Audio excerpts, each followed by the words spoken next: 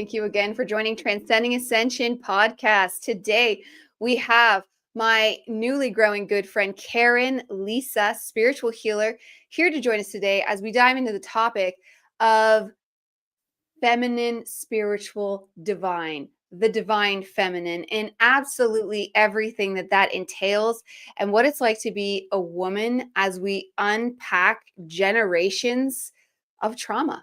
So welcome my guest today, Karen. Thank you so much for being here. Hello. Thanks for having me. Great topic. Very much looking forward to this one for sure. Yes, absolutely. How about you start it off and let people know like why you feel passionate about this issue, because you experience it so much in your environment and your work world. You see it face to face, and let us know what that looks like and feels like for you. Well, for me, it's just balance, finding the balance of the divine feminine and the divine masculine, knowing that those qualities aren't necessarily inherent or exclusive to gender or, yeah. So it's just understanding the strengths and how the different energies support and complement each other, and what the world is kind of at. It's kind of like this um, cultural vandalism, I guess, is the word that comes to mind. It's just like all of the media, movies, trending things are all very geared towards social engineering in a way that does not benefit either divine energies, whether masculine or feminine, but especially seeing so many young women that I've worked with that are just stressed out, anxious, depressed, um, not really loving themselves because of the programming that, love comes from outside of you, approval and validation. You have to, look a certain way and dress a certain way. And which is odd because growing up, in the 90s or so, it was very, different, but it was still there. It's just kind of interesting how, over the years I've come out the other side of like realizing, oh, that stuff doesn't matter. It's just like you're growing, you're aging, you're learning, you're living your life and learning to focus on what you can control, which is yourself. And, the public education and the media does not teach you any skills or information that actually help you grow as a healthy human being, let alone understanding how to utilize your divine spiritual powers, whether you say it's psychic or it's spiritual or it's metaphysics, it's all energy. And for women to understand that the things that are normalized or pushed in the media are actually antithetical to their growth and their happiness. And it's just kind of like, wow. They always say when you're younger, you're like, oh, you want to just do all the things because you do them. And then you learn as you get older. It's like, oh, yeah, you're learning from the lessons. But now it's like young women, especially, aren't even given an opportunity to learn and explore and make mistakes and learn from them, because now they're just shoved into these boxes with these labels of, are you on this team? Are you this kind of girl? Are you on this squad? And what do you support? So it's very, I don't know, inauthentic. And I feel that that's what's causing a lot of grief and turmoil in the divine feminine, is because they believe they need to act the way and look the way that media, magazines, internet, things that go viral and trending. Oh, I need to do this. Oh, I need to get some injections. I need to get some of my face moved around. And it's like, wow, you're not even 20 yet. What are you doing? These beautiful young girls are just absolutely lovely. And it breaks my heart to see them not appreciate or see themselves as the divine feminine beings that they are. So that's my thing, is I don't want people to, harm themselves at a young age because they don't know any better and they don't have opportunities. But thankfully, with the internet, and they have more access to information. Yes, no, perfectly put. And there is such an issue, especially because with the feminine, there's so much, like, it's innate in us to want to be beautiful, like to want to be pretty. That's fine because that's part of the feminine. But what they've done is they've bastardized it. They've taken it and they've putting it on steroids. Like, not that long ago, it was a sin for us to try to look nice. Like, any kind of a sexual nice would have been like, oh, you're a sinner, right? Well, we took that and within the span of like 2 decades, made it so now if you're not little miss, you know what? Now that's the bad thing. And you don't want to be the girl that's modest, and you want to have like the huge and the huge. And even if it's not like that's what they're seeing on TV. So that's not to say that everybody in my small town is doing that, but most of the girls in LA are doing that. And that's the kind of girls that our children are going to see on the TV. That's the kind of girls we see on the TV. And it's such a that's not reflecting of the self. That's not in alignment, and it's not in divine femininity, because and then you had so many things going wrong in there, where it's funny because there was the hippie movement and girls stopped shaving their legs and brushing their hair, and you got like really like the fembots where they stopped caring if they were pretty and no makeup. And then then the flip side of these over feminized girls that are just, it's literally ridiculous. And not to put anybody down, but if you have to cut yourself up so much, and like you said, at a young age, because I'm seeing it myself, it's just incredibly crazy. And then you hear because of Kim Kardashian, I've never watched that show in my life. I've seen the commercials, and it's like, what kind of signal are they sending out to get the girls? Like, because it never computed with me. I don't see the appeal. I don't understand it. So in a lot of ways, I was just saved from that because I don't care about that kind of thing. And when I was growing up, like, I've only ever naturally cared about being pretty. Who doesn't care about being pretty and just like the standard feminine look? But I have no, like we talked about in our panel episode, like these Andrew Tate guys and these super like done up girls that are just turning themselves like bionic at this point. And it's like, I don't compute. I don't get what's going on. And if that's part of the split, I guess we'll see, because it's so far removed from what the divine feminine is. Because the divine feminine, you should love yourself no matter what. So no matter what you are, when you feel great, that's perfect. And the standards of beauty are personal for each and every one. Some girls like to wear makeup, some girls don't. Some girls like to dress a certain way, some girls like long hair, some girls like short hair. Like, each and every way we want to be female is more than fine, because that feminine energy is the creative energy, right? So be free, be creative, be whatever you want to be wild. That's part of the feminine as well. But like you said about the boxes, that is not a good place to be for anything. And you see it throughout time. You see it with men too, to a point, but men, because freedom is part of their like MO, like men on general usually get to do what they want to a large degree. The bullying isn't the same, because females have so many standards and so many contradictory things they have to be. Like, they have to be the mother, yet they also still have to be a sex bot, and they still have to be intelligent, yet they have to be submissive, yet they also have to hear me roar and be a feminist. Like, they have to do all these things at once, and it's just not going to work. And to a point, that can be okay to in a natural setting, because even in a natural female, you're still going to get tangled of priorities, let alone when you're putting all kinds of false priorities on women.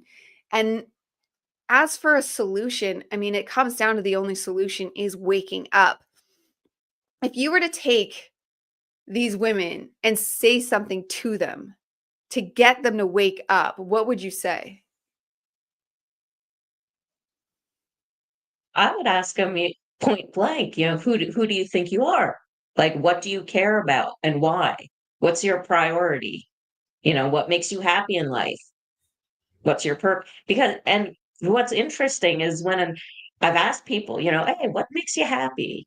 And it's like, oh, I asked a super complicated question, because it seems like women don't even think about, what makes them happy because they're so focused on making other people happy and meeting their needs and, providing or impressing or trying to get approval or acceptance or validation, whatever it may be, whether it's someone who's trying to be like superwoman career woman climbing the ladder, or if someone's super um motivated to like find a guy to take care of you. There's a lot of women that do that as well. They just want to party and have a good time, which is great, good for them, no judgment, you know.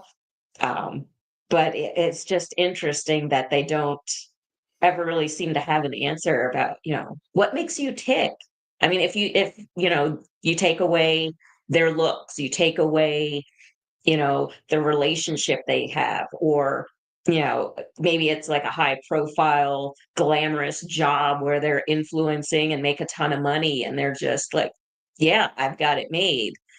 But in one fell swoop it could all go away. I mean, I was talking to a friend earlier about, yeah, it lately it feels like we're going back through like 2008, 9, 10 years, those years, like the Occupy Wall Street kind of years, when you talk about waking up. It it takes sometimes some kind of national, global kind of incident, catastrophe, financial collapse, whatever it is, to make people kind of take a pause and realize not everything is going to stay the same. Everything changes. And how are you going to face it? How do you handle when everything outside of you, beyond your control, either crumbles away or disappears, or no longer has the value it used to have? um, and just getting people to understand that what you've had physically in the world is not something that you can take with you, when you go beyond the veil and get transit, whatever people's belief systems are, but just to really teach them about natural law and things about consequences and karma and responsibility and respect, self-respect, as well as for others. I know earlier today I texted you that little meme about the woman that's like, oh, I'm going to teach my daughter, how to be, I don't remember exactly what it was, but it was like really sarcastic. And I'll teach my daughter to swear at people Oh, because yeah, she's I'll teach tough. them to say "F She's so you," yeah, instead of "Yes, ma'am," or something. Yeah, it's those little things that really add up and that people don't necessarily pay attention to the power of their words when you're saying um, curse words or angry words or insulting, degrading, bullying kinds of things, that everything you put out comes back to you. And having the mindfulness to understand that most of the problems one experiences were self-created, whether through willful ignorance or subconscious beliefs. But again, it goes back to the programming of, yeah, you must fit in this box. Well, if you wake up and realize, hey, those boxes aren't real, they're not my boxes. Did I make them? Do I want them? Do I want to make my own? Do I want to like live in a bigger one for a while as I learn and observe the world and realize that a lot of what women have been taught for how many decades now, it's just getting more and more radicalized towards, the physical, the material, instead of what creates the material. Your body, your life experience comes from within first, the realm of the unseen, the realm of cause. Everything was once a thought form, a belief, an action. So, for helping women understand the karmic consequences of their ignorance, waking up or not, at least, women that have had some kind of an upbringing with some kind of a moral code, like do no harm, don't steal, don't be a jerk kind of stuff. I mean, like the basics, but and it's just kind of depressing though when you see these, memes are funny, they're awesome, they're great, and they can be used to inform, but it's also, it can be very insidious with some of the things with like the second and third wave feminism. It's like, yes, We want to be equal. We want to be heard. We want to have rights. That's great. But then you turned it into, well, now we're better than men, or, down We're with the men. patriarchy, Yeah. and And just if you're not blaming the succeeding, other. exactly. And if you're not succeeding as a man succeeds, then you're not succeeding, when that's just not with of the feminine. And that's still, because that like pinged to me when you were talking. The biggest problem I see with women is that they care too much what men think. And that's the irony. So even when they're doing this, I'm a feminist, hear me roar, it's either showing men up, I'm going to show you, or there's still the kind of, or when you get like those kind of do themselves up girls, they just want men to worship them and they're trying to get men. Like they're both very, very toxic forms of the divine feminine, where one is trying to show men up and the other is just trying to get a man, but like through, you can almost call it like nefarious means, because the way they're like doing themselves up and the way they toy with men like they're mice. Meanwhile, they truly only deeply care what men think. Like that's the joke of it. You wouldn't be doing Mm, all this stuff if it wasn't for men. Like, so right there, you're trying to, oh, I'm so much better than men. No, you're not. Why are you literally making yourself a snack? Don't I just look like a snack? No, you look ridiculous. And I apologize, except I don't, because you need to stop. Like the ultimate of a holistic lifestyle is not destroying yourself for no reason. That's insane. And it's one thing if you're born ridiculously problematic and you need to fix stuff, I overly don't even judge those people. It's the girls that start out already pretty and then that's like not enough and then they want to become like ridiculous at such a young age. How are you going to feel when you're 40 or 50? Like that old saying of like, "Oh, how's that tattoo going to look when you're elderly?" How's all this going to look? How are you going to have children? Like when I was in my early 20s, I was like, "Oh, I don't want children." Like cuz I was a bit of I was a huge feminist too when I was younger, but I was like the I'm going to get a man type. I was like I was going to destroy men type. I was that kind of feminist when I first came out. So I can wrap my head around that one easier. But the truth is neither is good and neither will equal you happiness. That kind got me not good cuz like I didn't think I was like, "Oh, I'm not going to have kids, blah blah blah blah blah." So like when you're in your early 20s, the mistakes that you make, like you need to always imagine what that's going to look like for your future, whether you want children or not. You're still you need to think about your future, and just like a little bit, like these certain women are ruining their lives for the rest of their life. They're going to cause themselves problems. They've ruined their body. The body is sacred, and that would be the first and foremost thing I teach women, is that your body is sacred. Two, you don't have to do what your friends do. You don't have to do what the crowd does. You don't have to do what a man tells you to do, and you don't have to do the opposite of what a man tells you to do. This is what they were trying to tell women back in like the 20s when they were first starting to wake women up. And that's think for yourself, because we are programmed to be people pleasers, to be what's the agreeable. Women have it in them. It's like a trait agreement. We are agreeable people. And that's just the way the feminine is. Like that's why the masculine usually leads. And this doesn't mean that that needs to be the role we fall into, though. It just means that's what comes naturally to us. So then we need to go at it thinking differently and restructuring our brain to operate differently. And that takes sitting down and actually asking yourself what you want. What do I want? Because it's not as easy for the female to figure out what they want. And then if you add on that they're also an empath and things like this, they're extremely not going to know what they want. If they had brainwashing from their parents, if they watch too much TV, if they have overbearing friends, like there's so many things that are going to come to play. Like for a man, that'll get like a weaker man. Like a weaker man will fall to that. Sure, there's weak men, like that's way more of a thing for females. Like as many weak men as you have is as many strong women as you have. Like because it's harder for women to be strong because that energy is fire. Strength comes from fire and it comes from a different place. It doesn't mean you can't tap into it, because we all have the masculine and the feminine. And it doesn't mean the feminine doesn't have its own natural strengths, but the natural strengths of the feminine are still more soft, like compassion and caregiving and all these things, again, that women are talked out of doing naturally. They're told so many twisted and insidious things. It's so far gone honestly, like they would need some serious, like how you went to your retreat, which people that have watched our panel would have heard. How Karen went to a retreat and got to be fully immersed, and that helped her wake up. That's the kind of shock therapy some of these people are going to need, because they are so far down the wrong path. But you can think for yourself no matter what. And I'll share that story I said I was going to share. So I know what Yeah. it's like to have ultimate pressure. I'm at a concert of at least 20,000 people, the ACC in Toronto, if you want to look it up for the exact number, packed to the gills for a Rob Zombie Ozzy Osbourne concert.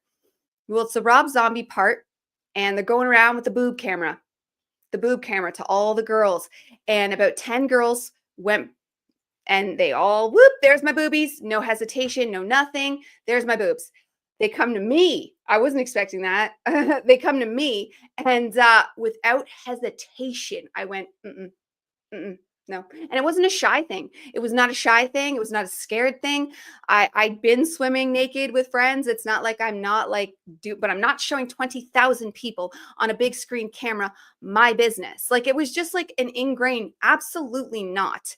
Because that's what I felt. I wasn't listening to the crowd. I wasn't listening to my husband, my then boyfriend, actually tried to lift my shirt up to, like, so I could have been like, okay, you said it's fine. No, no. No. And then about 20,000 people booed me.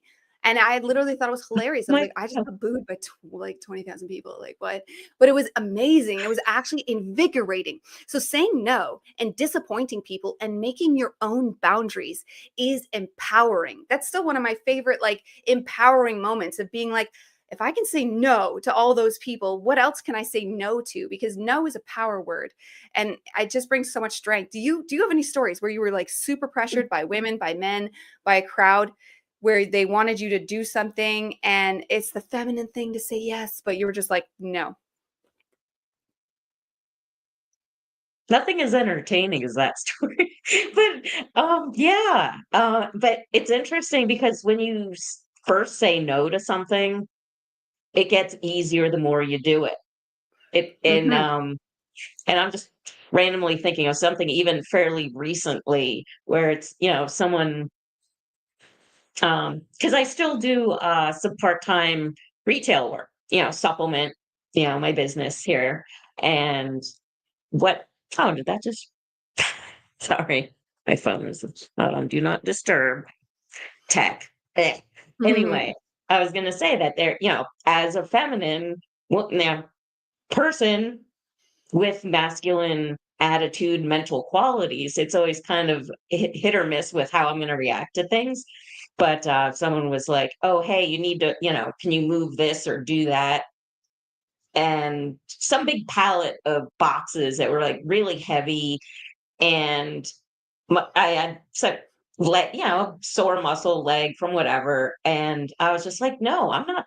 No, wait," because I guess some guys didn't come in to work, so, "Oh, we got to get this out. Got to get it out," and I'm like, "No, I'm not doing that." And it seems so little, but the shocked Pikachu face that I received, like, "What? What do you mean, no, you're not gonna do it?" I'm like, "I'm not gonna injure myself. I'm only here, like, 8 hours a week, and I do what I do, but I'm not hauling around things or putting my body in harm's way because getting older, need some stretching, having, not having proper lifting, secure belt for to lift something heavy. I was just like, no, I'm not. The world's not going to collapse if you tell somebody, no, I'm not going to do that. But I guess I should have been, I mean, maybe I could have taken it as a compliment that they know I'm strong and capable, which, I totally could have done it. But I was just in one of those, you know what? There's a lot going on. It's been a crazy day, people being sucky. And no, and it was just a matter of, like, recognizing my emotional, mental, and physical energy, and I was just like, "Do I feel like doing this? Is it something critical that's has to absolutely be done or everything's gonna collapse and people are gonna lose their jobs?" I'm like, "No, it's fine. Not a big deal." So, kind of a lame story compared to yours, No, but just, that takes strength, because women want to please, they want to be agreeable. And I, for one, I've had similar with my husband, because this is the thing with, like, I see a lot of men that they want their wives to do absolutely everything. Well, recently I've started putting my foot down because you're stronger. Why am I going to die when this is nothing for you? Like, absolutely nothing for you to just lift this. And then they want to, oh, you're lazy. Men love to call women lazy. It's like, no, our skills are elsewhere. And that's where it comes, like, there's such a balance and such a, again, like knowing thyself, like what's true to you, what's true for your no and your boundaries. Because there is women that like are petty, and there is women that cause fights when there doesn't need to be fights.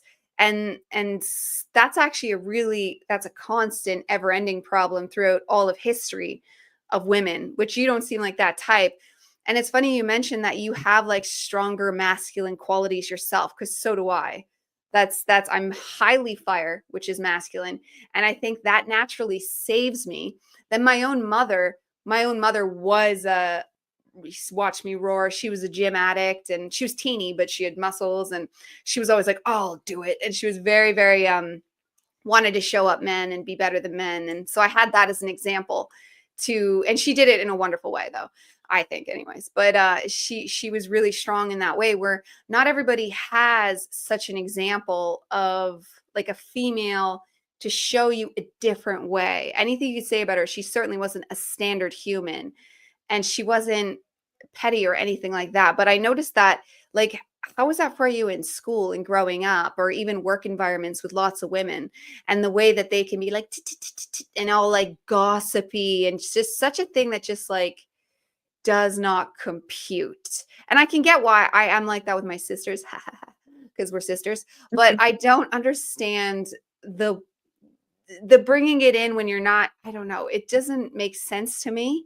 And how did that look for you, like in school with the way girls are in cliques? How did that play out? Oh gosh. It was pain. No, it wasn't pain, but I learned at a very young age how to play the social games that girls play. Like you said, the bullying is not as, obvious. It's the little snipey, exclusionary, gossipy stuff. And, thank goodness, my childhood was before social media and camera phones. Cause, yeah, but, I don't have any siblings, so I was always and also it was during like the latchkey years where it's like, oh, both parents are working, get home from school, let yourself in, make your own dinner kind of a thing. So I kind of had maybe a different bit of an experience where I grew up was, mostly white middle class, suburban, nice place. But it was just, there was nothing dramatic or crazy going on at the time. So I was able to, manage to escape unscathed, I suppose. Um, but yeah, as far as when we're saying like divine feminine and women and feminism, but I was very fortunate that my grandmother lived within walking distance, and she was an excellent role model for me. Um, as she worked for a law firm, and she also volunteered with the local chamber of commerce and parks and rec. So every Easter, which is great, I'm actually looking at a picture of her, every Easter she would wear this white rabbit costume. She would dress up as the Easter bunny and go to the local park where they would do the Easter egg hunt. So she was always, so I'd be with her. It was always very much about, interacting and supporting your community, and also, taking care of the children, keeping an eye on them, and making sure, that they get a good start in their life. So, and I feel like I don't know if a lot of women anymore have that kind of a role model. Like you said, you're just watching the Kardashians. Yeah, I was like, oh, that's Kardashians, gross. yes, I've Well, never it's heard that. kind of I love gross, that. but yeah, I admit I've seen some, but gosh, it must have been like 20 years ago when I still had cable. But but yeah, just understanding that the feminist kind of is it a brain worm? Is it the birth control pills that did something to their brain chemistry? I don't know. How did I escape from it? But I was also very uh liberal, very much bleeding heart. I worked for nonprofits, for anti-poverty, for helping children, youth, and families, get education, transportation, and jobs. I was always about helping people reach their potential. And I even remember being in this one board meeting where I remember thinking, I'm looking around at all the board members, and it was all old white men. And I clearly remember thinking, like, wow, oh, this is bad. There's no diversity. There's no, like, whatever. And this was maybe the early 2000s. And then I think back, I'm like, how did I think like that? Like, Well, to just it's honestly, automatically be, it's fair though. Honestly, I've come and not to cut you off, sorry. I have experienced that firsthand. Like, I'm not all for like cancel the white man, but I've had lived experience of it twice with my job. So back when I was like 21 or something, and I worked at Booster Juice. It's not like that big of a deal, but I basically ran the place when I was there, and I'd work forever. The girl loved me. But she hired a teenage boy. He was only like 17, and he got hired at more money than me. Teenage little 17 white boy, and he got paid more than me. And right then and there, that's when I was like, that's when my feminism really fired up, because I wasn't overly like it then. And I'm not petty. I don't mind if someone deserves more, but right out of the gate, he'd not even Mhm. worked there very long. He not even worked there at all. That was his starting salary. And then the boy shows me his check and stuff, not even realizing that I made less than him, and I'd worked there for a year. And when you're in something like Booster Juice, working there for a year is a very long time. When you're that, it's like all teenagers or early 20s and the high turnover. Yeah. So blah. And then fast forward when I'm around 25, I think I told you how I got fired. Um, a boy took my job, a boy right out of school. And then they even had me train him. And I kind of had a feeling. And what, you don't know this boy is better than me? Like, what? Like, he must have been like 22 and I'm 25. And so again, a younger, again, white, I don't know if that matters, boy gets hired. I don't know if he made more than me. I didn't look at his check, but he took my entire job. So without even knowing if he was better, he'd never Right. worked there before. They hired him out of the gate to take my job. You don't know that he's better. I was calling in sick a lot. That was in my dark days when I was filled with autoimmune disease. So they did a medical investigation on me, and I passed because I was legitimately very, very sick. I wasn't faking it. Mm. So I get why they let me go, but replacing me with a young boy and having me train him was a little like, what? That was Yeah. unnecessary. And what's So the crazy is that there's valid experiences of that kind of, oh, it's like an unqualified person, and we're just going to replace you. But then there's also the flip side where it's like, oh, it's just a crutch or an excuse. Someone could get fired, say, oh, well, it's because of blah blah blah. It's their fault. It's interesting. It's so weird because it's like we don't know what's real anymore. What's real? I mean, is everybody lying? Are they all just full of crap when they're saying, "Oh, well, that whole Me Too thing. Well, believe all women." Oh, but not that one, not Juanita Broderick. Don't believe her. Don't believe, I so think many that other comes people. down to women agreeableness again. That's why it's really twisted, because you have all these girls that went on dates and probably didn't want to do it, but they agreed. Maybe they drank something and they get like pushed into it. And then the next day they're like, ew, I regret it. You're gross. And then they want to say, me too. But meanwhile, you just were not being sovereign, discerning, responsible. That's one thing I found back in like the partying days is girls do need to be careful. Like talk about equality. It's not equality when you're at the bar. It's not equality. Mhm. Men are vipers and women are the delicious snack. And some girls like that and other girls don't. And the problem is when girls get drinking, they're taken advantage of. So that part of I'm very grateful for Me Too, but then it's like guys need to not take advantage of drunk women, and women need to learn to say no even if they're drunk. Like, it's a bit of both. I know, and that's the thing. There's no clear black and white on any of these issues, and like you said, even when you say like that, it's the women. All these stories about female teachers and these young boys. And it's just like, what? And it's like, Yeah. oh, we can joke about it. Where were these teachers when I was in school? Kind of stuff. And it's like, is that line getting blurred between, that kind of predatory behavior? I mean, maybe I used to watch too many Lifetime movies. It's Well, there's just, something to be or said, I not just, that, yeah, that's so not okay at all. But there's something to be said about the women predator being like way less dangerous than a man predator. You know what I mean? Like, way, like, because a man actually has the ability to hurt a woman, where like a woman, I bet a teenage boy could take the adult woman. That's why I think, but that's not okay. And that's so gross. And she needs to like deal with herself. And she's psychologically messing that boy up like you wouldn't believe. for There's sure. just a less of a danger issue there, is all. And that's the whole reason why, it's so important that people learn about, the karmic laws, the divine masculine, the divine feminine. What are your responsibilities? Like, there's no victim shaming or blaming, but there's also, hey, there's choices that lead up to things.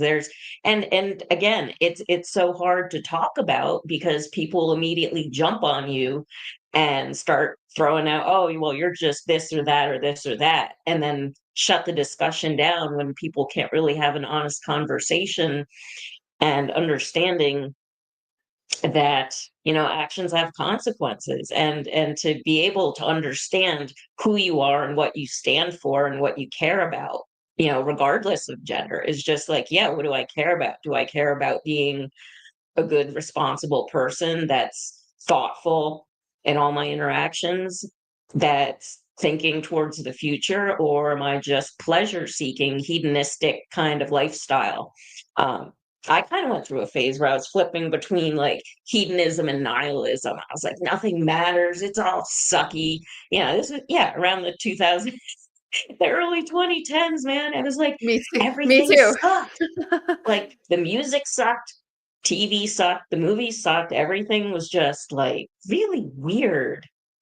And it was just and maybe that was part of the awakening, like when your consciousness starts poking at you and saying, hey, this isn't fulfilling you. This isn't, something that lifts you up. You're not creating a life. You're sitting and watching a play on a screen. And you're living vicariously through these characters on these shows, or, these actresses, actors, singers, whatever it is, these people that have got talent in all their singing shows. And then it really shifted the mindset to, ooh, I want to be a star. And it's not even that they had, the ones that didn't have talent. It was just like, oh, who can run around naked the most and do the most Mhm. offensive kind of sexual things and make money off it.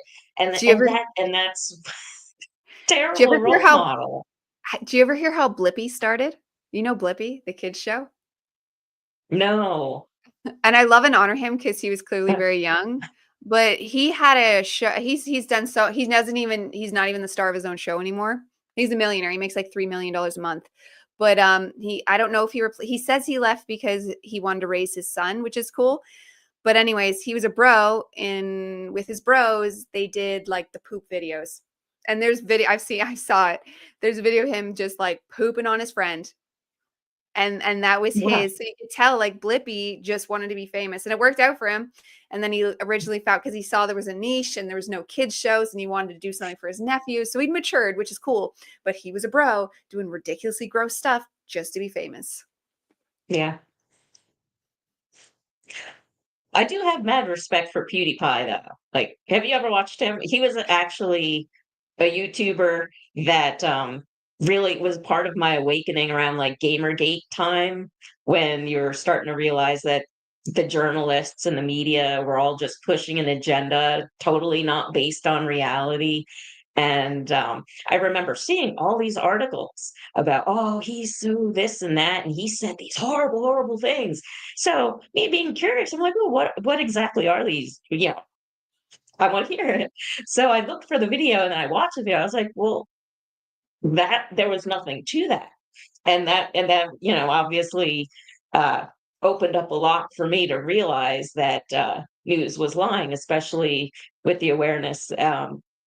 that here in America, it's the Smith Modernization Act actually legalized domestic propaganda. Lying in the media is legal. And it's insane how when I tell people this, it's like I'm the crazy person. I've got the tinfoil hat. Basically, mine's a crown at this point, and I'm just gonna hold on to that and just understand that it's just such a weird world that we don't really know what information to trust. What kind of leader, or is there even an authority figure when the authority is false It's got to and be. That's why they're doing it on fraudulent? purpose.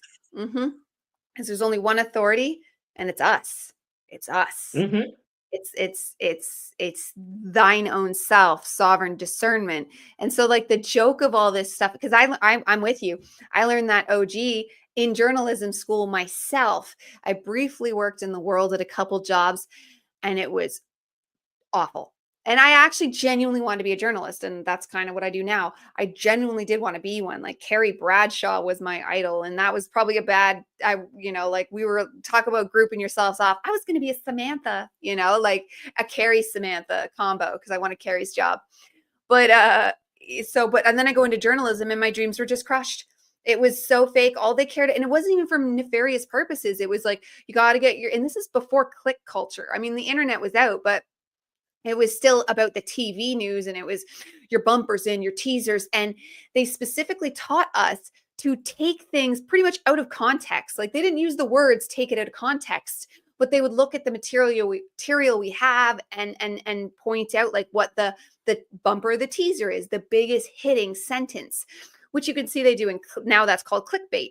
So the one Hmm. sentence the person says, but if you actually read the article, that's completely taken out of context. I've seen them do it where the person was just repeating somebody else's words, and they didn't even agree with it, but they're saying it just to say it for context. And then the clickbait will use that as so and so said blah, and it's like, oh, and Yeah. this is what gets me, and this is the whole problem, like how the Andrew Tates become them, and then the fembots become the fembots, because they're taught not to think for themselves. They're taught just to believe the headlines. They're taught just to look at the surface and to never dive deeper. And so from there, from Repeat the the get-go, talking points. Repeat the yes, talking points, and then they sound so intelligent. Like, I know all this, and this, and it's insane. And yeah, I there's would laugh apps just for that because now.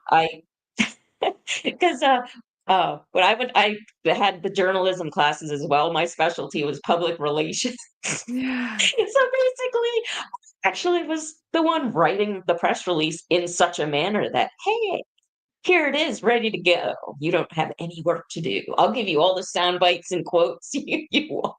That's kind Yes, of fun. you know But yeah, exactly. I understood that because we were taught that, and taught about, social psychology and Maslow's hierarchy of needs. So at least I had that education in my teens and early 20s when I was, studying for public relations, marketing, lobbying, which I ended up into as well. So the media background.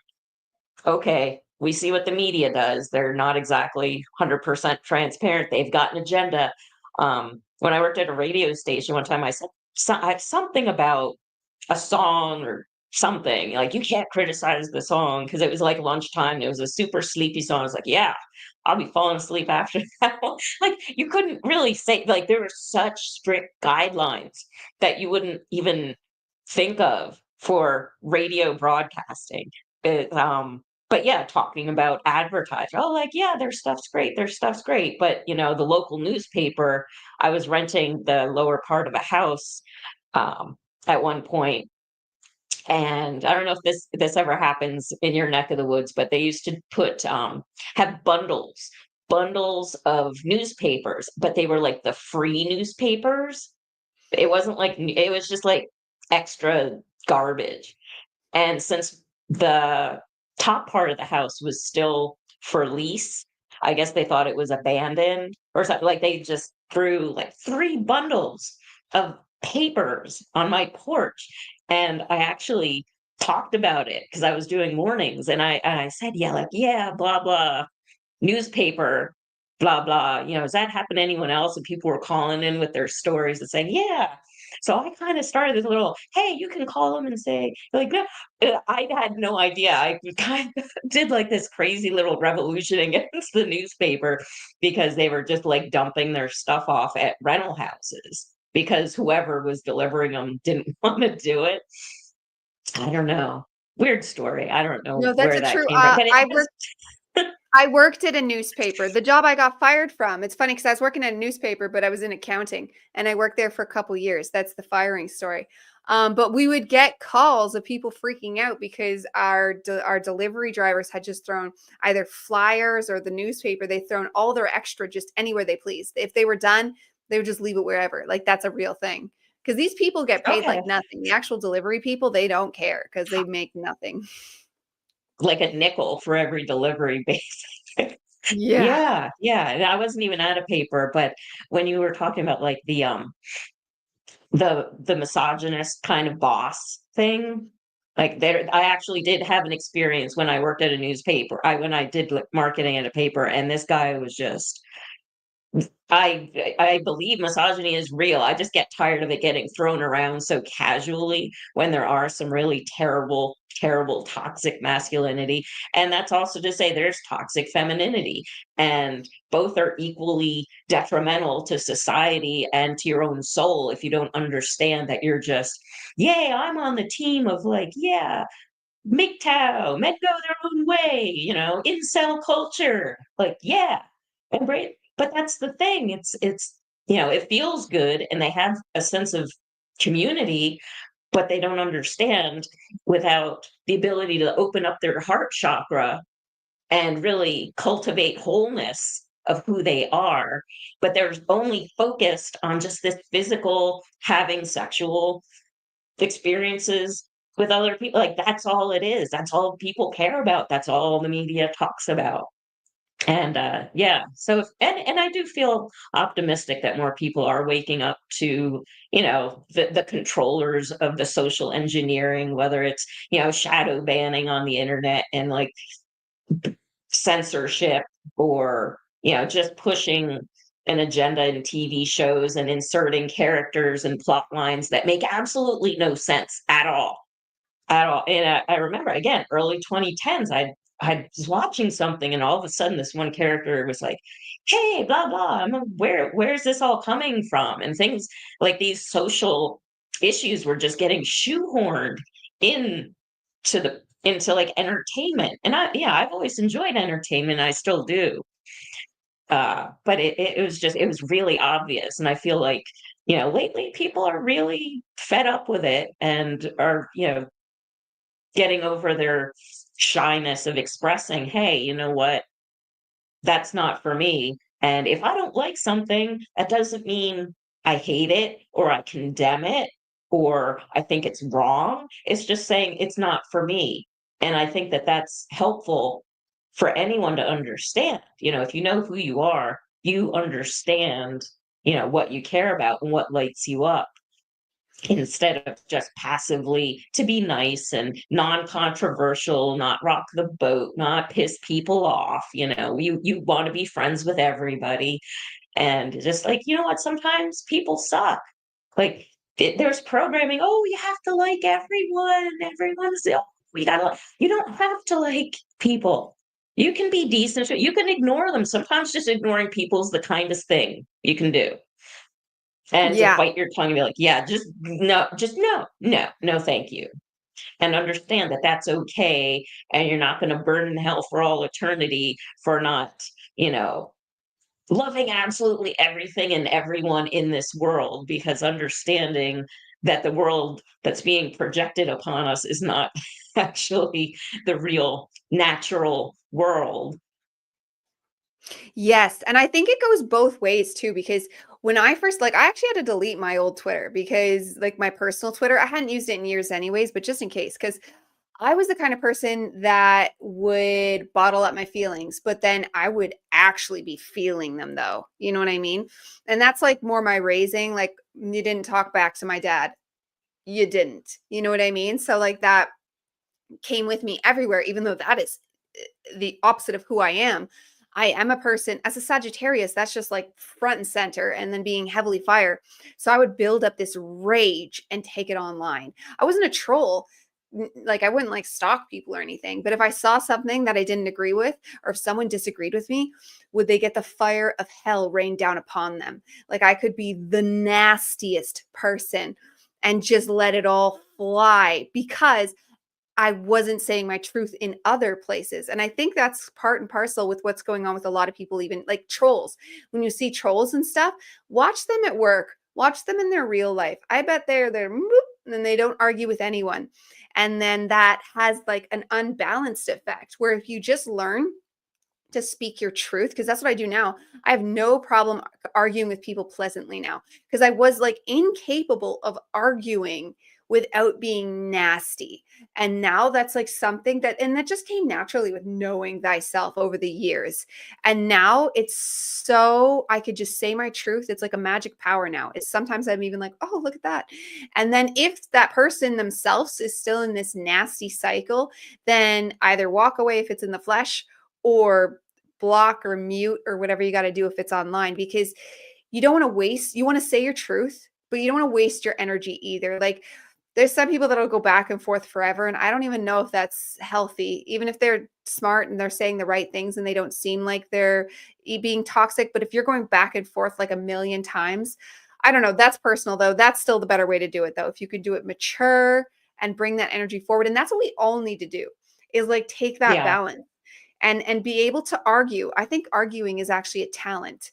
Like arguing naturally, pleasantly. You could be firm, but no insulting, no Mhm. getting personal, no bringing up unrelated issues that's not even here nor there in the actual discourse of what's going on. And that'll do a lot to help us move forward. Because just like anything, like authenticity, like you were saying, all those people just like they just take it, they don't say anything because they don't want to be rude.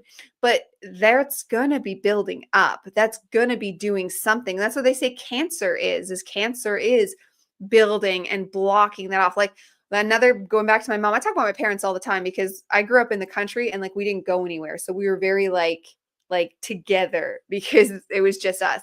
But she was very like nice at work. She never said anything bad. They made her work like 6 days a week even though she didn't want to, but they'd ask her to and she'd always say yes. And she was a manager of a parts counter at a mechanic shop. So another way she inserted herself in the man world, but she let herself say yes to everything. And then she'd come home and she would mostly only be mad at the girl, like, cause there was another girl that worked there. And it's like, really? And she would call the owner like dumb, but like, do you say any of this to his face? And they were awful. Like when she was dying, they pulled her coverage for her medicine. So like this place was awful.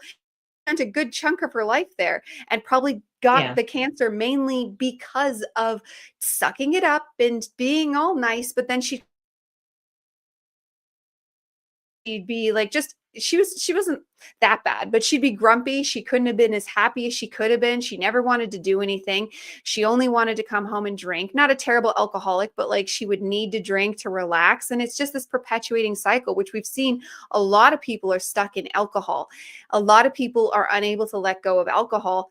And I don't know if you can have a couple casual drinks, sure, but most people now would be technical alcoholics. And that's again because of an unbalance. And you're trying to fix the balance with drinking. And it's just this constant cycle that we're seeing. And it just all leads back to not living authentically over and over and over again and not knowing thyself. Yeah, and if women are, yeah, always trying to people please, do it. Oh, I've got to go to work. I always go to work. Um, Did you ever get perfect attendance at school? Oh my gosh, you got a Yeah. certificate at the end of the year if you got perfect attendance. Now I guess they pay kids to show up. It's weird. I don't know what's going on with this clown world. But yeah, look, tell people, look in the mirror, what's clear pick, clean your mirror. Look at it. Look at yourself. Look at your life. What's not working. And the thing is, it's hard doing that self-reflection to find that inner understanding of like what makes you tick. And but the programming to do what you're told, have a career, get a job. Oh no, I'm making so much money at this job. I have the best benefits and everything. Been there, done that. I would go home and legit make a brandy snifter glass full, and I would just make a giant Jaeger bomb in a brandy snifter glass and just be like, okay, like it was escapism. That's all it Mhm. was, just trying to numb the pain, trying to avoid really looking at how much I hated where I was at. It was a job with a good purpose, but understanding, working within government confines of responsibility, whether with a nonprofit or actually as a contractor for different agencies, you see how what's the you see how the meat gets made, the burgers get made, like you see the stuff behind the scenes, and it's really just, yeah, all the things that these agents say, "Oh, we're gonna help the children." It's like, no, actually, that's not helping the children. And it was getting harder and harder as time went on. And I kept trying to shift my mindset, find a way to enjoy it, find a way to enjoy this job where, like, it's crazy town, it's stress. I sit in an office with fluorescent lights for 8 hours a day, just sitting here. Like, I could shut the door and like not talk to anyone all day. It wouldn't have mattered if I was there or not. But it was just like, oh, but I didn't want to have an easy job. I wanted a meaningful job. So I was stressed out because I wasn't really doing anything that felt worthwhile or making an impact. It was like, oh, pushing around some press releases and putting some things on a website or going to do some workshops. And I mean, I love doing workshops and, educating small business owners about how to market their business and branding and public relations and get, free advertising with social media and marketing and word of mouth, blah, blah, blah, all that usual businessy stuff. But yeah, unfulfilling yet trapped because golden handcuffs, making money, lots of vacation, you know? Does Yeah, it we matter if share you show that up because hungover? you got let go from your job too, same as me, because I had those golden handcuffs. Like that job where I got fired, like it was pretty good. I was an accountant. I wasn't even educated in accounting, but I made it there because I got in through, I don't know why they hired me actually, but they did. Well, it was easy enough Yeah, to do because the computer did all the math. So that's probably why. And the journalism background was just a cool bonus. But it was golden handcuffs. It was a salary position. It was paid vacation, benefits, and the whole shebang, paid sick days and stuff. And then mhm. especially going through all the sickness. But the joke is I wouldn't have been so sick if I wasn't at such a lame job that didn't matter.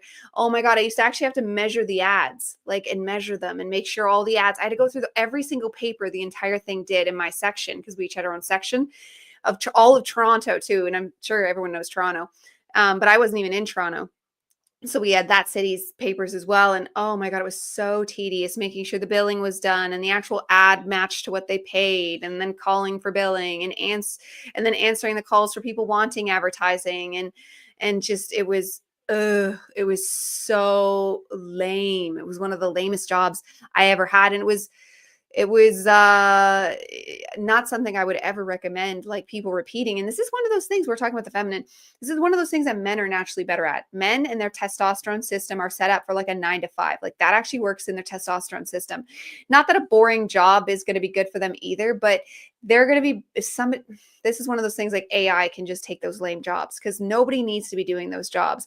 There are so many bureaucratic jobs that we could just wipe off with AI. And I know, like, oh, what about the jobs? Well, we're going to have to retool all of society because nobody should be doing those jobs. They are so lame. They are so unimportant. They are so, no, thank you.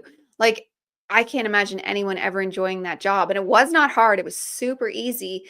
And my favorite thing was once a week, we'd take turns going down to the actual mail room and sending out bills like in the mail machine and going down into the warehouse part. And that was my favorite part. I got to walk away and I take as long as possible, like putting it through the mail machine because it was like actually interesting to be down there in the warehouse using the mail machine versus up in my office doing whatever I was doing, which was the lamest thing ever. And I just need all those to go away and all of society to start like reshaping itself, which brings me to your business because you yourself are a life coach too, like myself, right? And then you also do energy healing as well. Because is Right. that what brought you? Because you wanted to do something that meant something. That's what brought me here, is wanting to do something that actually meant something, actually helping people, and that fits exactly with the divine feminine. That's what the divine feminine is supposed to do. They're supposed to care and heal and art and way more fun things than sitting in an office. For sure. I'd rather be doing this than, or even staying home, raising children and caring for the family and taking care of the home. Or, I'd rather do that than be making PowerPoint slides. Like, I just don't get it, but I understand it's the whole, oh, you must be a, strong, independent woman. But you can do that however it feels right for you, for your situation, your personality, your preferences. And, and it's, I'm optimistic that, however the world shakes out, it'll be fine because there's a lot of light workers and aware people who understand how energy does work, how your thoughts, feelings, actions, resonate with the quantum field and, raise the vibration of earth and restructures, just harmonizing everything around us. And I mean, nobody knows what's going on right now is chaos, but chaos is opportunity. So, and yeah, whether divine feminine, divine masculine, realizing that there's so much more to this world than doing spreadsheets or, tedious things that AI can do. Like the human soul is meant to create and express ourselves. Express our love, express our strengths, our desires, our passions. It's like, yeah, that's what lights me up. I want to create. I know we both love to write and share things and come up with stories. I'm like, why? You can. Who says you can't do that? Oh, you don't have a piece of paper that says you're a this or a that, or you're not authorized. And it's crazy how social media is always showing me these ads for become a certified sound healer. I'm like, I have singing bowls and sticks and drums. I don't need to take a class and pay you to give me a piece of paper that gives me permission to call myself, so I'm like, that works with energy. It's sound, it's colors, it's, fragrances, whether it's sandalwood or dragon's blood or Palo Santo or frankincense. I've got blowing in the background. But it's just like there's so much in this world to appreciate. And if we focus on the beauty, that's what we create. What you focus on is what you create and attract more of. And you know, it seems like more of these TikTokers are sharing some of these basics, although a little bit couched in the whole manifest material stuff kind of an angle. But still, at least people are getting the awareness that what you think about is what's going to be entering your life at some point if you consistently broadcast that frequency. And my focus is on helping connect more like-minded people who are committed to healing this world over, the money issue. At some point, the whole thing's got to crash. Like currency, my currency is love. It's respect. It's integrity. That's what it's all about for me. And it's gotten me, so much more connected to God, creator, source, whatever you call it. But I just feel myself, my own sovereign authority of like, yes, I'm doing something that's positive and beneficial. And when you connect with that, like your fire really lights up. And it's right because Sagittarius fire, you've got me, little weepy watery Pisces over here. So yeah, and it's nice that there are women that are focused on complementing each other instead of competing with each other, with cooperation. And I feel that that's where we're heading. And while is a lot of this toxic femininity or masculinity, it's at some point you know the energy is going to shift in a big way. It's got to flip. Is that flipping the tables? That could be. I I think think about it. That could, I I yeah, think so, and I think it's ironic that it needs to be the female that flips the table, because the men role is not so the men situation is not that bad. Like any problems they have is because of the feminine and being I would have balanced. They do have their own issues, but like it is so, and each individual man might be going through a lot. So I'm just talking the greater arching of the man in the world. They seem fine to me.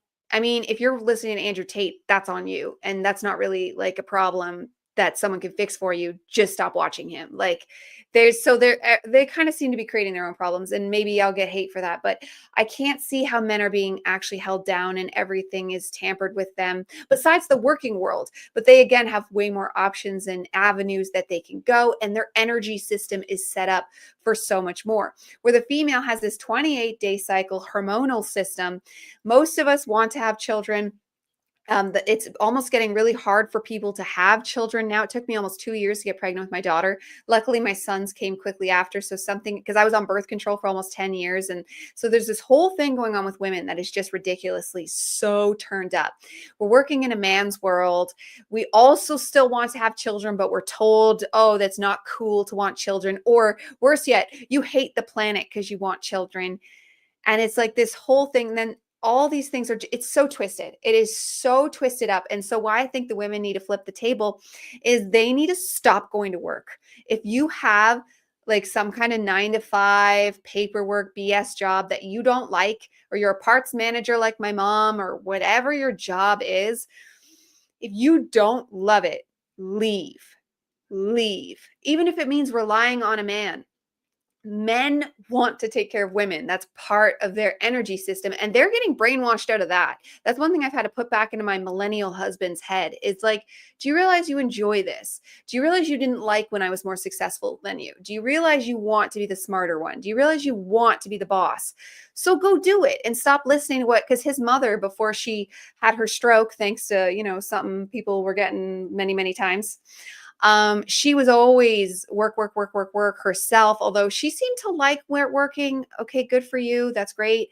I didn't. I remember when I first had my daughter, she was always like, when are you going back to work? When are you going back to work? Even though I would repeatedly tell her, I am not going back. I'm going to be a stay-at-home mom. That was done in my mind, because the whole working thing blew up.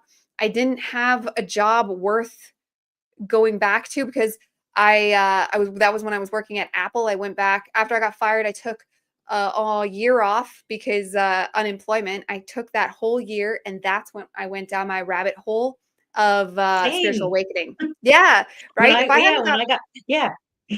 it's amazing, right? Because you get paid for a year. I'd been paying into it my whole life. So it's like, it's technically my money. And I was able to go and dive down all those rabbit holes not everyone gets the luxury to do. But then I briefly went back to work at Apple, and then I got pregnant, and I was sick being pregnant. And I didn't mind Apple, but it's like, they were all right considering most jobs. But it's like, no, I'm going to be a mom. And that afforded my husband to get to take paternity leave. So he got to take with each of our children. He got to take 3 months off paid, because he got Nice. paternity leave, because I wasn't taking maternity leave. So that worked out too. And that's just what women have to do, as they have to just decide, I'm not doing it. And we're meant to partner. This is the thing. We are meant to partner. And I don't want women to feel like they need to find a man. So maybe when you're younger, like worry about working and like, I don't know how that's supposed to work, or stay with your parents or something but not like the olden days. Like, we need to feel empowered, but we also need to do something that's of our soul, or die. It's better to be at home with mom and dad, or to have your husband work, than die. Like, that's like, we're going to flip the table and stop going to work. Like, that's honestly what I can't see another answer. It's really twisted right And now. there's, Go I was ahead? going to say, there's so many opportunities for online income Yeah. anymore. Like, do something heart And centered. yeah, Yeah. yes. And I've seen some amazing young women that, especially once you have a child, you stay home. Why wouldn't you? I mean, you look at the state of just everything, because then it's like, oh, you're working, but now you're paying a childcare center or someone to take care of your And child while you go to traumatizing your work. So child like forever. what's Yeah. yeah, what's going on with that? And it's like, it doesn't make sense. But unfortunately, like, I get it. It's easy to say, like, yeah, if I didn't have to work, I wouldn't. But at some point, it's this whole, yeah. My head's so full of things. But yeah, just thinking back about how sometimes when something like getting fired or getting broken up with or somebody, some kind of situation ending or changing, that's actually freeing you up to receive a bigger blessing in your life. And you have to let go in order to receive. It's like you can't keep stuffing clothes in your closet. If you don't have any room, you have to get rid of the stuff that's out of date or that no longer fits. You've got to clear some space for the new things to come in.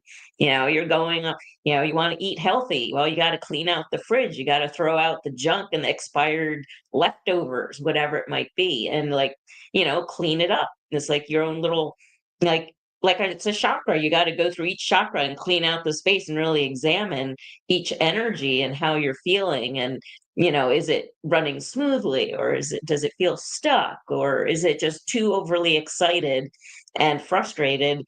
And maybe you need to breathe and calm down a bit, take a break. But people can't take a break because it's such a rat race, and it just seems like everything's accelerating at this insane rate. And is it the geomagnetic pole shift? Is it the solar flares? Is It's all of it it. in the food, in the air? In the fibers of the clothing that you wear, in the aluminum in your deodorant, the fluoride in your toothpaste. I don't know. So, try not to think too much of it, but just having awareness of it. But I find it very interesting that you like my awakening time off was after, getting laid off, and it was a blessing that it happened before 2020. Was yours Yeah, me as too. well? Yeah, I was pre-COVID awakened. Yes, Yeah, it's because a different mark when you see that. yeah, it hits differently because Because it was like, we had a loneliness I don't think the COVID awakeners have, because they got to wake up in this mass and everybody's they're all like, "Rah!" But it's like, you're very lucky you have other people, because like it was yeah. nothing before. Yeah, it was like there's a community of support, and all these people were figuring out things and, exploring history and reading scripture and, analyzing symbols and movies. And it was just like, wow, it's really crazy awesome. And but yeah, it's shocking that people are still asleep on a lot of the stuff, but mm, It's mind-boggling, and then that's where I get really confused about the split. Like, are we going to stay here? Because there's some people that seem, and then that's why I get why some people say there's NPCs, but I don't think they're true NPCs. They are dead in themselves and cut off from their soul, and that could be very NPC, because when you're running automatic programs, so yeah, you're an NPC, but you have a soul that's right there behind the veil, going like, ah, like that's not going to do you well, and it's especially right now, because once upon a time you might have been able to get away with it, but not anymore. Like the energies are primed for, I used to say, it's going to shake you to death. Like, so we're all getting shaken, because we all felt that shaking when it came for me. Like, it probably started around, honestly, I've been always having awakening issues. I've always been that star seedy type, but stuff really got serious in 212, where I was like ridiculously shaken. And I was always kind of conspiracy theory awake, but starting 2012 was when it was not going to play around with me anymore. And it was like, wake up or die. And that's when I did get very, very, very sick. And I might not be alive if I hadn't have woken up, because it was so like serious. So it's like the ones that don't have that happening, are they going to wake up? Are they going to be the split? I guess we'll see. There's time will yeah, tell with them. I hope they all wake up, though. I always have. I kind of feel like there'll be some kind of a significant catalyst, and I think it'll be pretty obvious to those of us who have been waiting and observing patiently. But yeah, interesting days. But we can only ground ourselves in love and truth and hold on to that, regardless of the attacks from people saying, "Oh, you just hate what you have internalized misogyny." Is that the one? No, I don't know. Like as women, yeah, just in general, it's just like very much social acceptance. I have to have my group of friends. Like, yeah, again, only child, but I also traveled a lot for work all over the place, and I would travel by myself. I'm used to going to restaurants by myself. Not a big deal. It's like I like and know myself well enough that I can keep myself company and entertained and not be, doom scrolling or something like that, and realize that, what you put your attention on is what you're growing, and doom scrolling is not helping. It's challenging these days with so much happening and so many crazy headlines flowing around there that it's really great that we have this time to just kind of sit and talk and ground and like express that, you know, not all women are on that what did I call it? The feminazi train of wanting, just the distortion of the anti motherhood or the anti life, and it's just like live and let live, let people make their choices, but don't harm others, or be considerate, be respectful. Like you said, you can argue, you can debate. I've tried that last year, I think was like the last time I tried to with somebody online, and I was really nice about it. I was like, hey, maybe this and this. And it was the first time someone didn't immediately block me and just be like, you're a bad person, bad, Mhm. because you believe this or you support that, whatever. And yeah, and it was there, but then of course, it was some random dude like attacked me because I stated something that triggered him. It was like I'm always trying to be respectful, especially when everything online is online forever. Even if there's privacy settings, there's no privacy. So I'm always very careful about what I put. So I know I didn't do anything insulting, but he just some random, and I looked him up. He was like some Harvard educated white guy. Yeah, and he was telling me that I've got all kinds of problems and I should just shut the F up about stuff I don't understand. And That's I was so triggering. Why do tempted men to tell just women say, to yeah, that's shut I the was up. like, That's aggressive, that's abusive, like, like, you can't and talk that's to us like exactly what that. I want. I want it, and I didn't respond because I was like, "Wow, I hope you're not abusive to your wife." Like, they're like, who do you talk to women like that you don't even know? And then I was like, "Oh, why don't you check your white male privilege?" I would have thrown that You because should've. pretty much, the woman I was in conversation with, sharing information, was, one of the affluent white female liberal. That's basically the archetype of the women who still will not wake up for whatever reason. They are still looking for racism and sexism under every single rock and nook and cranny, to the point where it's just like it's a boogeyman to them. But again, it's like if you're looking for it, you believe it's everywhere, you're going to see it everywhere. So it's like you can't change anyone's mind. That's their belief. All truths are true in the eye of the beholder. So I kind of stopped debating because I was like, yeah, people suck. It's it's fine. So, you know, People suck. Like, it's true. They can be, because it's frustrating when you're arguing. You can tell the difference when you're arguing with a sheeple or someone that's just like dead to themselves, because they say the most outrageous things that don't come from anywhere. And it's just like, this isn't worth my time because you're not even speaking truth. Where like I can get in debates, not a lot, but like if it ever happens and I get in a debate with like another fellow awakener and it's like a different in a spiritual concept, like you find that you notice it's mature, mature, mature, mature, mature, mature. And then you either one of us believes the other, or we trade a little of both, or you say, okay, well, I respectfully disagree, because that's how a mature adult should have a conversation. But it usually only ends up mhm. happening with awakened people, because I mean, like, I get why they say NPC, because if you're not awakening, you're not really real. You're just running automatic programs. And that's just the way it is. That's just honestly the science of the situation. 100%, man. Yeah. It's so much more respectful in this. Yeah. But even then, yeah, you find the egos that come into play, and the whole, Well, that's you how you know, can tell if they I say they're spiritual. Yeah, because that's yeah, the if they start getting nasty, then I'm right. Then that's when I don't bother, because I'm like, okay, you're not as awakened as you pretend to be. Because yeah, nobody, you can't upset. Like, no, that sounds egoic to say, but you would never be able to get me to freak out again, ever. I dare you to right. try. You know what I mean? Like, Mhm.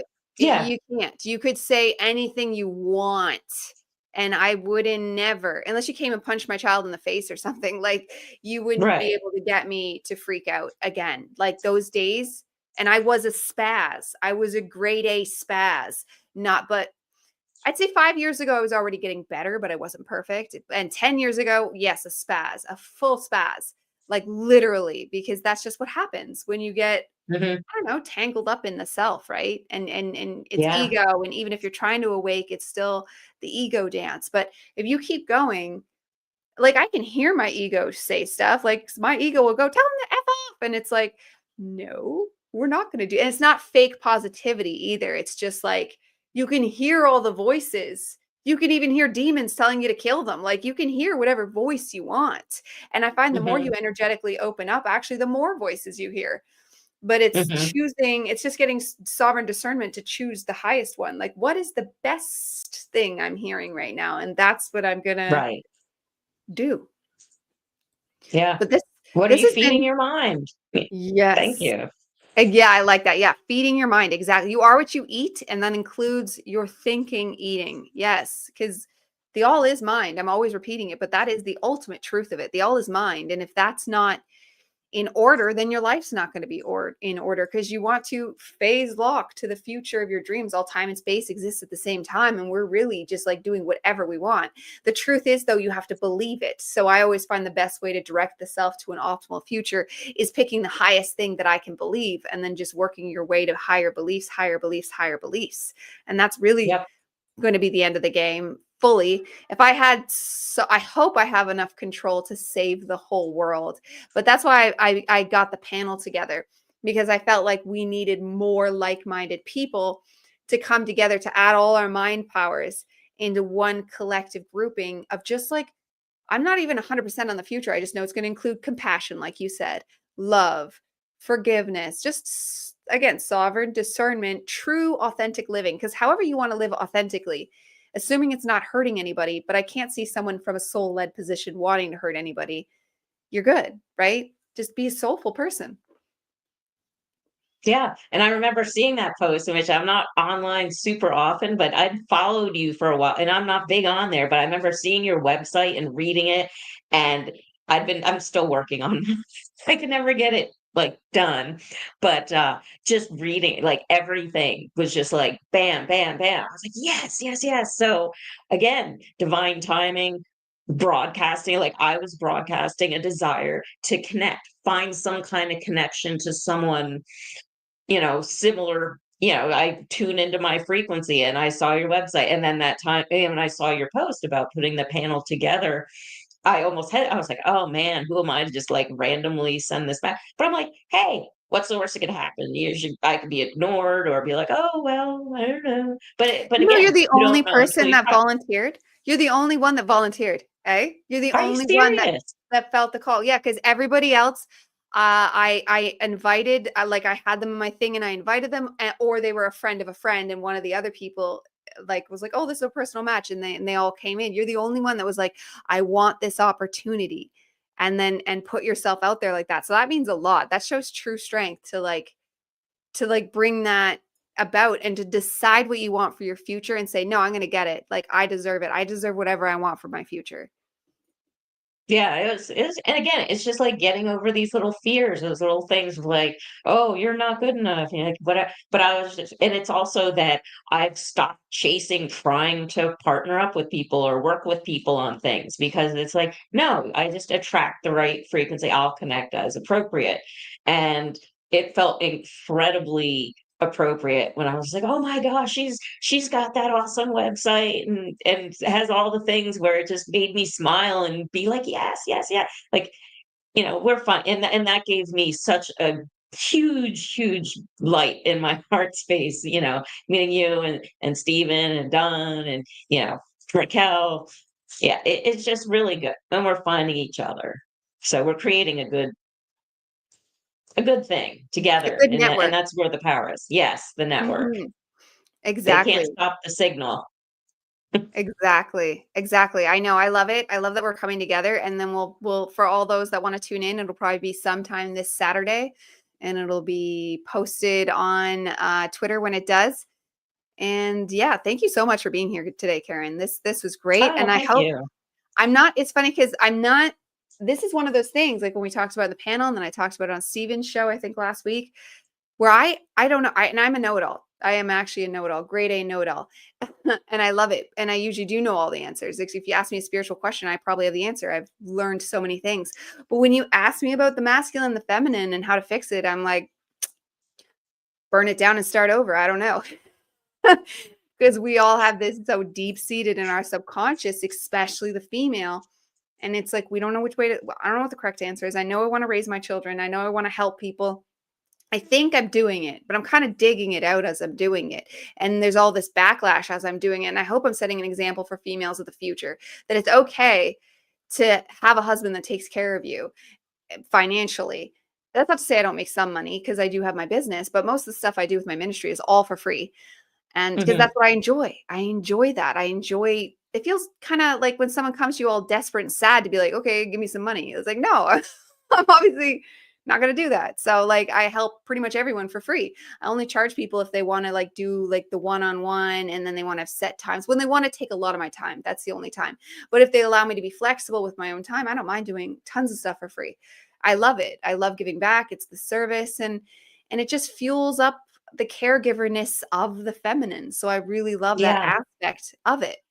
And then my husband really loves being the provider. So like I think not that we should ever go back in time, but I think we shouldn't throw the baby out with the bathwater kind of thing. And that there was something in because we've tested it with hormones and that's we'll see. Maybe we could do this again in a year and maybe we'll have more answers of the what the divine feminine should do to become its ultimate best self in this world.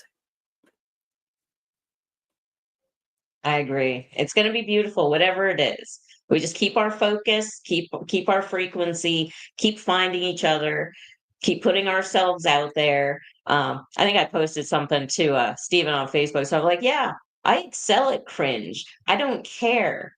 Like it's like life's so short. And again, like if most people are just NPCs, why do I care about their opinion if they make fun of Oh, me? yeah. Because when you're secure in yourself, who you are. Exactly. You could call, whatever names. It's crazy how it used to be sticks and stones, right? Now it's like, oh, words are violence and all that, So interesting times. But I really feel that, truth and love will win. It already has. It has That's in the true. realm of cause. I do strongly, strongly believe that. And I do believe that as more of the awakened collective find each other and start having more of a personal connection or friendship with each other, that we're only, strengthening that network worldwide because we're all over the place.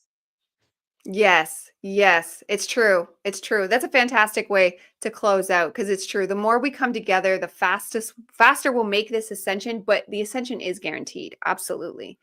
I want to allow you the chance to let people know where they can find you, how they can work with you, and just some closing words to leave the audience with. Well, you can find me at gratefulheart.com, the GREATFULL version of grateful. I do Reiki sessions, guided meditations. I also do workshops and courses on natural law, mindfulness, um, manifesting miracles into your life. One of the reasons I did name it Grateful Heart, because I understand, along with love as a power to create more joy in your life, that gratitude is extremely powerful. So, yeah, a grateful heart is a magnet for miracles. And I'm grateful for opportunities to meet people, even if it's just a conversation over the phone or online or in my studio. It's just going with the flow. This is new for me because I'd left a career in about 2020, because wouldn't didn't want to do the stabby. And then even then after that, I couldn't even go on interviews because they were like, well, you need your papers So I was like, no. So the longer time went on, the more I was like, hey, I enjoy working at this crystal shop. I enjoy learning Reiki. And then I got, had my Reiki master certification in Holy Fire 3 and Karuna styles. And it was like, wow, this stuff is really amazing.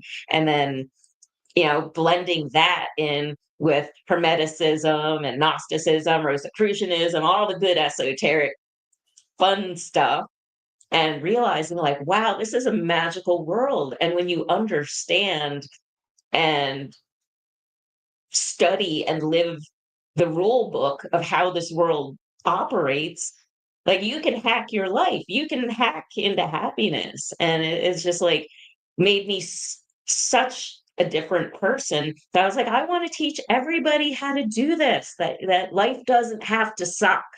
Was basically was basically my motivation, to just say, hey, don't give up. We all get sad, we all feel down and lack of hope and frustrated and angry, misunderstood and not heard. It's common. It's not just you. People do care. And if you want to learn about it, I'm here, and I know Diana's there as well. And we're just, good vibes. I'm all about the good vibes, having fun, childlike curiosity and fun, and frivolity. Like that's the ultimate rebellion in my perspective, is being happy in a world that is hell bent on making you miserable and sad and miserable. And it's like, nope, nope, I'm here. I got the light in me. I have love in me. And that's all there is. That's all that matters. Yes, beautiful, beautiful. 100% agree. Yes, exactly. That's a perfect way to end it. Um, I would just say, if you want to see us again on the panel, we'll be out this weekend. We never have an exact time till closer to. And then next week, I will be interviewing Kirsten Mustaine, another member of the panel, and another spiritual healer and channeler will be joining me on the 17th at the same time. So tune in then. And thank you so much for being here, everybody, today in the audience. And have a great ascension. Thank you for watching Transcending Ascension.